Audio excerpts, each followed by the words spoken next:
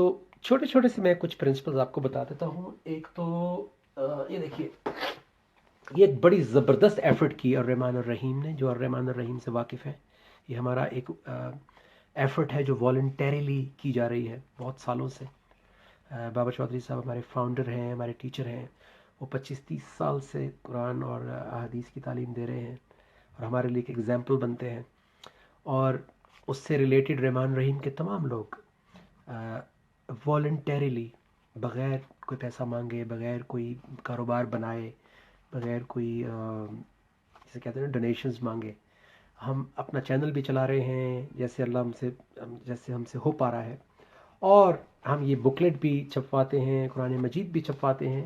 اور یہ بکلیٹ کوئی اپنی فلسفی نہیں ہے، بلکہ اس میں ہم نے یا ایھا الذین آمنو کی آیات کو کمپائل کر دیا ہے. او یو ہو بلیو، یہ آپ اور میں جو کلمہ پڑھنے والے ہیں، 98 آیات ہیں ہماری جاب ڈسکرپشن کی. یعنی اگر آپ کسی فوجی سے پوچھیں کہ بھئی آپ کیا کرتے ہیں، وہ کہے گا جی آئی ایم اے کیپٹن، میں ایک کیپٹن ہوں. تو آپ کہیں کہ اچھا آپ کی ڈیوٹیز کیا ہیں، کہاں پوسٹنگ ہے آپ کی؟ وہ کہیں یہ تو مجھے نہیں پتا کہ میری ڈیوٹیز کیا ہیں، لیکن میں کیپٹن ہوں. تو اس کو آپ کیپٹن مانیں گے کیا؟ کیونکہ ہر کسی کو اپنی ڈیوٹیز پتہ ہوتی ہیں. اسی طرح جو کلمہ پڑھنے والے ہیں ان کی ڈیوٹیز ہیں یا ایھا الذین آمنو، او یو ہو بلیو. 98 آیات میں اللہ تعالیٰ پرنسپلز بتا رہے ہیں کہ ایمان والا کیسا ہوتا ہے. تو جیسا ایمان والا ہوتا ہے ویسے ہی اس کے دوست ہوتے ہیں. تو سسٹر ثنا خالد سے میں یہی کہوں گا کہ یہ جو 98 آیات ہیں یا ایھا الذین آمنو کی، یہ آپ ہماری ویب سائٹ سے بھی جا کے نوٹ کر سکتی ہیں، الرحمن الرحیم کی ویب سائٹ سے. اور قرآن مجید اگر آپ کھول کے پڑھنا شروع کریں گی تو جتنی بھی آیات آپ سے اور مجھ سے مخاطب ہیں یا ایھا الذین آمنو. اور میں کچھ چیزیں آپ کو جلدی سے بتا دیتا ہوں جو میں نے اپنی زندگی میں اپلائی کی.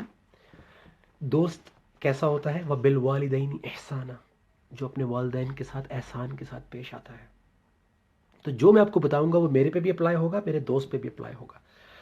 وہ والدین کے سامنے اف نہیں کرتا، جھڑکتا نہیں ہے ان کو، ان سے اونچی آواز میں بات نہیں کرتا، ان سے عزت سے، احترام سے، شفقت اور مہربانی سے بات کرتا ہے. ان سے کوئی اختلاف بھی ہوتا ہے تو وہ اللہ سے دعا کرتا ہے کہ ان پر رحم فرمائیے، اور ان سے بڑی ادب سے اپنی کمیونیکیشن کرتا ہے، اپنے خیالات کو ان تک پہنچاتا ہے. پھر ایک جگہ پہ یا ایھا الذین آمنو اللہ تعالیٰ کہہ رہے ہیں کہ ایک قوم دوسری قوم کا مذاق نہ اڑائے. تو ایک اچھا دوست کسی کا مذاق نہیں اڑاتا ہے. آپس کے مذاق کی بات نہیں ہو رہی، وہ تو جو ایک تھوڑا سا آپس میں ایک ہیومر ہوتا ہے اس کی بات نہیں ہو رہی، بٹ مذاق اڑانا، لائک میکنگ فن، جسے کہتے ہیں نا کہ موک کرنا، تو شاید کہ وہ ان سے بہتر ہوں. پھر اللہ کہتے ہیں کہ عورتیں عورتوں کا مذاق نہ اڑائیں، شاید وہ ان سے بہتر ہوں. اگر ہم بیٹھ کے ان آیات پر عمل کر لیں تو ہماری ٹیلی فون کالز چھوٹی ہو جائیں گی، ہماری غیبتیں بند ہو جائیں گی. ہم لوگوں کو دیکھنا، کامنٹ کرنا ہے، اس کے پاس نیا زیور کہاں سے آئی، یہ کپڑے، یہ گاڑی کہاں سے آئی. کیونکہ اللہ تعالیٰ قرآن مجید میں کہتے ہیں کہ کسی کے معاملات میں تجسس نہیں کرو، کسی کے بارے میں اسیوم نہ کرو، کسی کے بارے میں گمان نہ کرو، کسی کے بارے میں غیبت نہ کرو پیچھے. تو غیبت کرنا ایسے ہے جیسے مردہ بھائی کا گوشت کھانے کے برابر ہے، اللہ معاف کرے. تو یہ ساری جو 98 آیات ہیں کہ ایمان والا کسی کا مال نہیں کھاتا، وہ جو کہتا ہے وہ کرتا ہے. ایک جگہ پہ اللہ تعالیٰ کہہ رہے ہیں وہ لوگوں جو ایمان لائے ہو ایسا کیوں کہتے ہو جو کرتے نہیں ہو. تو ایک میں یہ نہیں کہہ رہا کہ آپ اوور نائٹ ایسا بن جائیں، کوئی بھی اوور نائٹ ایسا نہیں بن سکتا، لیکن ہمیں نیت کر کے شروع تو کرنا پڑے گا نا، صحیح راستہ تو لینا پڑے گا نا، قرآن مجید کو کھولنا پڑے گا. جس کا دین ہے، جس کی کائنات ہے، جس نے ہمیں یہاں بھیجا ہے، آپ اس سے جانے، اس سے کنیکٹ کیے بغیر آپ کیسے کنیکٹ ہو سکتے ہیں. ہماری حیثیت ایک راؤٹر کی سی ہے، وائی فائی کا راؤٹر ہوتا ہے نا، جب تک اس کو پیچھے کمپنی سے کنیکشن نہیں ملتا ہے تو اس کو نہ کمیونیکیشن ہوتی ہے، نہ وہ کسی قابل ہوتا ہے، کسی کے کام کا ہوتا ہے. تو جب ہم اللہ کے ساتھ کمیونیکیٹ نہیں کر رہے ہوتے، جب ہم اللہ کے ساتھ کمیونیکیشن میں نہیں ہوتے اس کے کلام کے ذریعے، تو دوسری والی پارٹی تو ہمارے ساتھ ہے. اللہ کے رسول صلی اللہ علیہ وسلم نے فرمایا کہ شیطان تمہاری رگوں میں ایسے دوڑا جیسے خون. تو پھر شیطان ہماری آنکھیں بن جاتا ہے، شیطان ہمیں دکھاتا ہے باہر، پھر وہ ہمیں سنواتا ہے اپنی مرضی کی چیز، پھر وہ ہمیں سوچواتا ہے کہ کیا سوچنا ہے. جو لوگ اپنی سوچ، اپنی بات اور اپنے ایکشنز کو آیات سے کنفرم کرتے ہیں، ان کی سوچ سے بھی شیطان بھاگتا ہے. کیونکہ جب ایسا نہیں ہے کہ میں کوئی روبوٹ بن جاؤں گا میں کوئی مکینیکل کوئی مشین کا انسان بن جاؤں گا کہ میرے میں سوچ آئے گی نہیں بری. سوچ بری آئے گی لیکن آیات اور احادیث سے اس کو باہر نکال دیا جائے گا. غصہ آئے گا لیکن آیات اور احادیث آپ کو کام کر چکی ہوں گی. زبان پہ آیات تالا لگا دیں گی کہ یہ الفاظ نہیں بولنے. ہمارے ایکشنز کو آیات روکیں گی. تو اللہ تعالیٰ قرآن مجید میں کہتے ہیں سورہ انفال کی 24 نمبر آیت میں کہ ان اللہ یحول بین المرء و قلبہ، بے شک اللہ انسان اور اس کے ڈیسیجن پاور کے بیچ میں حائل ہو جاتے ہیں. تو اگر آپ چاہتے ہیں کہ آپ کے فیصلوں کے بیچ میں، آپ کی ججمنٹ کے بیچ میں اللہ آ جائیں، انٹروین کریں، تو اللہ کیسے انٹروین کرتے ہیں کہ جیسے ہی والدین کے ساتھ کوئی اختلاف آیا تو آیت آ گئی فوراً یہاں پر کہ وَبِالْوَالِدَيْنِ احسانا اما یبلغن عندک الکبر، جب وہ بڑھاپے کو پہنچے، احدہما او کلاہما، ایک یا دونوں. تو میرے گھر میں 2 بزرگ ہیں، کسی کے گھر میں 1 ہے، کسی کے گھر میں 2 ہے، کسی کے گھر میں دونوں نہیں ہیں، چلے گئے ہیں. تو جن کے گھر میں حیات ہیں، اللہ کہہ رہے ہیں ایک یا دونوں جب بڑھاپے کو پہنچے، فلا تقل لهما اف، ان کو اف نہیں کرو، ولا تنہرهما، ان کو جھڑکو نہیں، وقل لهما قولا کریما، اور ان سے شفقت سے، high grade choice of word should be good better educated اور ڈاؤن ٹو ارتھ ہو کر ان سے بات کرو. تو جیسی والدین کے ساتھ اختلاف ہوا، کسی بات پر غصہ آیا والدہ کی یا والد کی، تو فوراً یہ آیت کہے گی کہ تمیز کے دائرے میں واپس آؤ. تو یہ آیت کیسے آئے گی یہاں پر؟ جب تک آپ اس کو یاد نہیں کریں گے، جب تک اس کے اوپر رکوع اور سجود نہیں کریں گے، وہ نماز بھی کام نہیں آ رہی جو سمجھ میں نہیں آ رہی. ثواب تو مل رہا ہے لیکن برائی نہیں جا رہی.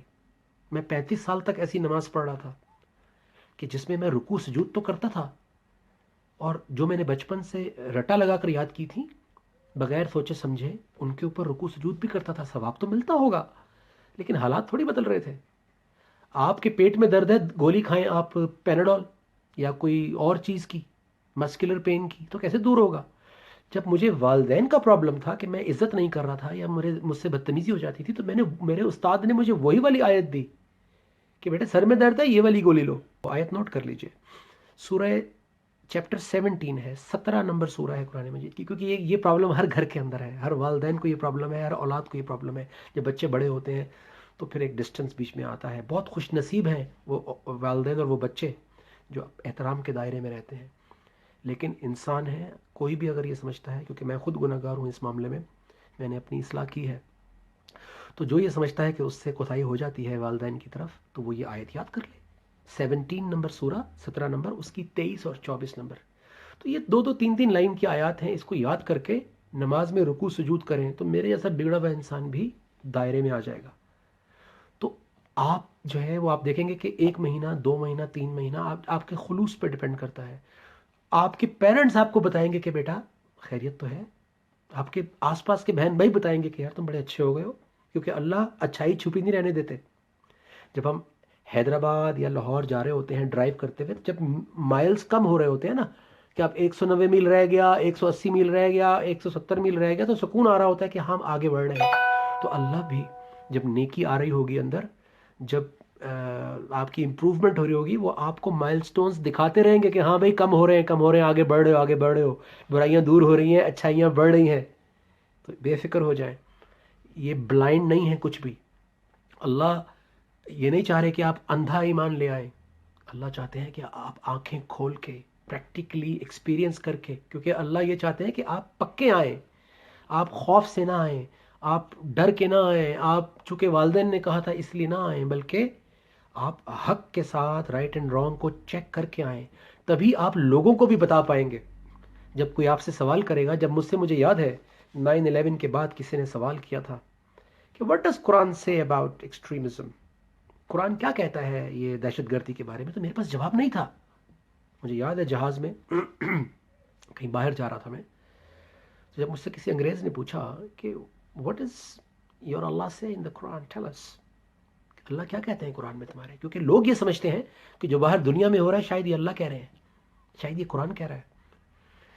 تو میرے پاس جواب ہی نہیں تھا. تو میں تو خوش نصیب ہوں اور شکر ادا کرتا ہوں کہ then I found الرحمن الرحیم، I found my teacher. تو جب میں نے سوالات کرنے شروع کیے، مجھے ان کے جوابات ملنا شروع ہوئے، تو آج اللہ نے اس قابل کیا کہ میں چرچز میں بھی جاتا ہوں. ہماری پوری ٹیم الرحمن الرحیم کی. ہم ٹیمپلز میں بھی جاتے ہیں, ہم گردوارہ صاحب میں بھی جاتے ہیں, ہم ہر مسلک کی مسجد میں جاتے ہیں, سب گلے سے لگاتے ہیں, سب سے اللہ کی بات شیئر کرتے ہیں, ان سے بھی سیکھتے ہیں, بزرگوں سے. تو یہ تبھی ممکن ہے جب ہم اللہ کی